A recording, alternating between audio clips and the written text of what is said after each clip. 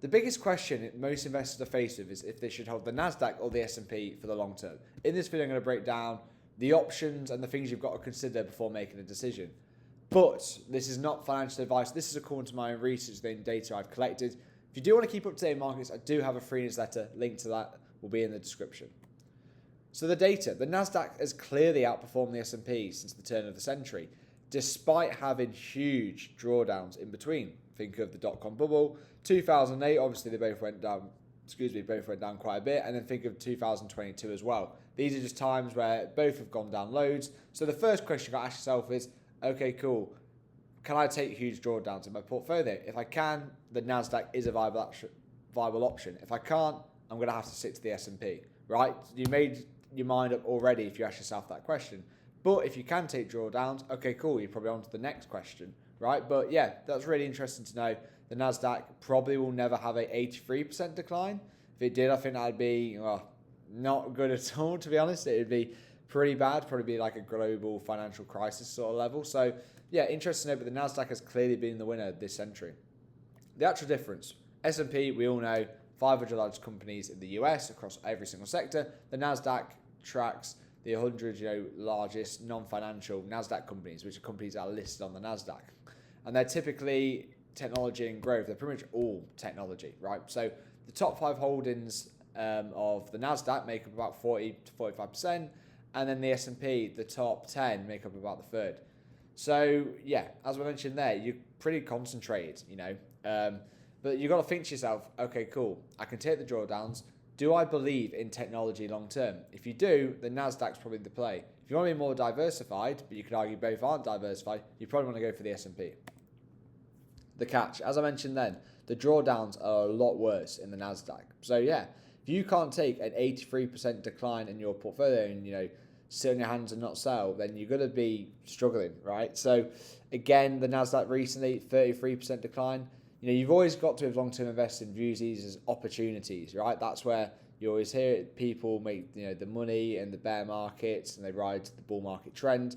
That's how you got to do it. So you've got to be thankful that this would happen, but you've got to be able to go through those drawdowns without selling. And remember, have your time horizon at heart. So you've got to always think 20 years or 10, 20 years, whatever stage you're at life. If you're thinking 1 year, then you shouldn't be long-term investing. It should be more of a swing trade, position trade, whatever. But the drawdowns are pretty evident in the NASDAQ that they are a lot worse. Concentration argument, as we spoke about, the top ones on the NASDAQ companies are, Apple, Nvidia, Microsoft, Amazon, Google.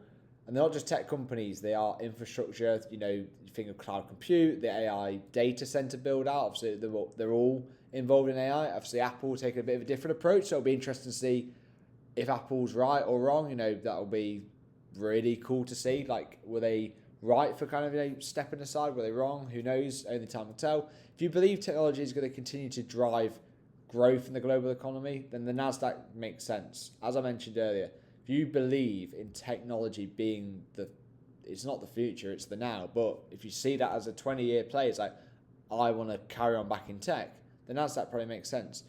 The risk is that the leading sector rotate over long periods of time. The 1970s, energy-led, and then 1980s, Japan-led, in the 1990s, tech-led before crashing, and then tech's gone again. So you've got to really think to yourself, is this going to carry on? Is this bull market of technology going to carry on throughout my lifetime or throughout my investing time horizon, whatever it may be? So that's something you've definitely got to be considering when you're doing this. So most of the majority NASDAQ names are already in the top holdings of the S&P. So that's something to consider as well. As we spoke about, they're not really diversified. They're very concentrated within a couple companies. So what you've got to really be thinking is, okay, cool. Yeah, the NASDAQ is technology focused, but a lot of them are in the S&P as well. So do I really want to be levered up? You could view the NASDAQ as levered up S&P essentially. The S&P gives you exposure to sector rotations, whereas the NASDAQ doesn't. So if healthcare becomes that leader, you're fine with the S&P. And you've got to think of these as discount mechanisms. You've got the top companies, they do chop and change. They don't just stay as the same companies. So over time, it should keep going up and to the right because you've got that discount mechanism of the bad go out, the good go in, and so on. And That's something you've got to consider for both. But yeah, the S&P does give you that broader sector rotation, which the NASDAQ doesn't. One thing you've got to be thinking to yourself, if you're a person who's going NASDAQ or S&P, you've got to consider VT. So VT, or the global stock market, because is that the ultimate diversifier? So VT I've used, which is Vanguard, Total Stock World, the total world stock market holds over 9,000 companies across every major market. So think of US, Europe, Japan, emerging markets, Asia. If you want exposure to the global economy and don't want to be concentrating in the US, this may be the best way to go about it. So the true diversifier probably is VT. The NASDAQ and the S&P are pretty much, well, the S&P is just US, the NASDAQ is predominantly US, and then it's predominantly tech, and so on. So, the honest counter argument is the US has outperformed massively. As I mentioned, it's been in a 15, 16-year bull market. I've talked about this in other videos. Is that the US growth outperformance going to continue? I mean, that really is the question you've got to be asking yourself.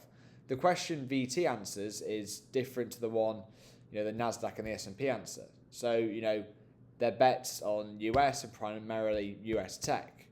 VT is the global stock market. So VT is the ultimate diversifier. So if you're a person who doesn't want to play games, probably VT is the play, and it's probably the safest bet. You may not get the super returns, but you could almost invest in VT, and then in 30 years' time, you should be up, or you should have good performance, unless the world goes, tits up, as they would say. So look, the verdict: the NASDAQ, better performance, steeper drawdowns. The conclusion: technology is the reason for both outperformance and the risk. Remember, VT is the ultimate diversifier. So that's hopefully gave you some more insight into what you should do. If you could take steeper drawdowns, but you believe in tech, go with the NASDAQ.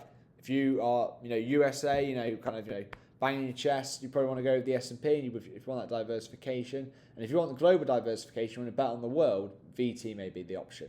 So look, if you want to keep up to date with all things markets, I do have a free newsletter. Link to that will be in the description. See you in the next one.